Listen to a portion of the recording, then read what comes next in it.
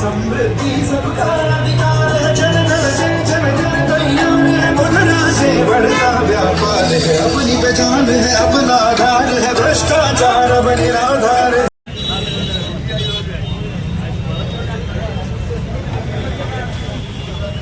भारत माता की, भारत माता की जी। और सभी वरिष्ठ साथी जिसका नाम न ले पाया माफी चाहता हूँ।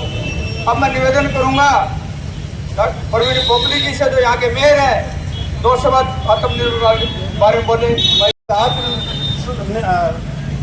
आत्मनिर्भर यात्रा को लेकर पहुंचे हमारे बीच भाई परू जी, संदीप जी, और हिसार आगमन पर मैं हिसार का प्रथम नागरिक होने के नाते मैं आपका स्वागत करता हूं, अभिनंदन करता हूं। और जो माननीय मोदी जी की जो नीतियां हैं उसको जनता को जागरूक करने के लिए आपने जो बीड़ा उठाया है, आप साधुवाद के पात्र हैं। और आपके माध्यम से आज हिसार संदेश को भी, हिसार शहर को भी एक बढ़िया संदेश जाएगा कि हम आत्मनिर्भर होने के रास्ते हम अपने स्वदेशी को अपनाएं, स्वदेशी को ही प्रयोग में लाएं, स्वदेशी को ही बढ़ावा दें, ताकि हमारा देश जो माननीय मोदी जी का संकल्प है कि 2047 तक हमने विकसित राष्ट्र अपने देश को बढ़ाना है, तो उसमें ये एक बहुत बड़ा योगदान रहेगा। तो मैं सभी निवासियों से, सभी आए हुए कार्यकर्ता बंधुओं का भी धन्यवाद करता हूं कि आप सब यहाँ पर आए, और आपसे ये अपेक्षा भी करता हूं कि आप स्वदेशी को अधिक से अधिक अपनाकर और अपने देश को आत्मनिर्भर बनाकर और विकसित करने का आज संकल्प लेकर जाएंगे। इसी बात के साथ मैं यहाँ पर हमारे मुख्य अतिथि आदरणीय डॉक्टर कमल गुप्ता जी का भी बहुत बहुत अभिनंदन करता हूँ, जो हिसार में पूर्व में विधायक भी रहे हैं, कैप्टन और कैबिनेट में मंत्री भी रहे हैं, और हिसार की अनेकों अनेक परियोजनाओं को जिन्होंने अपने विजन से शुरू करके आज हिसार को एक उन्नति के रास्ते पर भेजा। प्रधानमंत्री नरेंद्र मोदी जी ने एक संकल्प लिया है, वो संकल्प है कि 2047 तक इस देश को विकसित भारत बनाएंगे। विकसित भारत बनने का मतलब है कि इस देश को 2047 तक हमें अमेरिका से भी आगे लेकर के जाना है।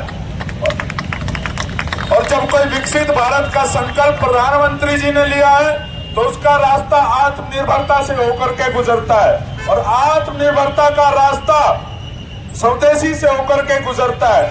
तो प्रधानमंत्री जी ने जो संकल्प लिया है, हमें उस संकल्प आम नागरिक के नाते, कार्यकर्ता के नाते आगे बढ़ाना है, क्योंकि आज दुनिया के विभिन्न देश आगे बढ़ रहे हैं और हमें उनकी तरफ देखना पड़ता है। लेकिन एक समय था जब प्रधानमंत्री नरेंद्र मोदी जी से पहले का जो समय था, हमने देखा कांग्रेस के काल में 100 साल के अंदर जापानी बुखार की दवा भारत में आई, 50 साल के अंदर टीबी की दवा भारत में आई, और 30 साल के अंदर पोलियो की दवाई भारत में आई।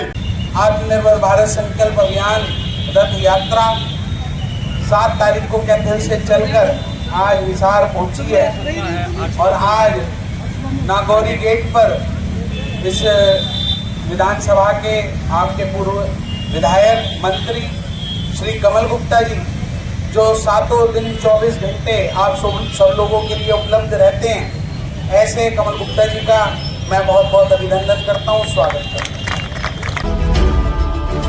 आपकी कोठी है तो क्या आप आत्मनिर्भर कहलाएंगे? क्या नहीं कहलाएंगे।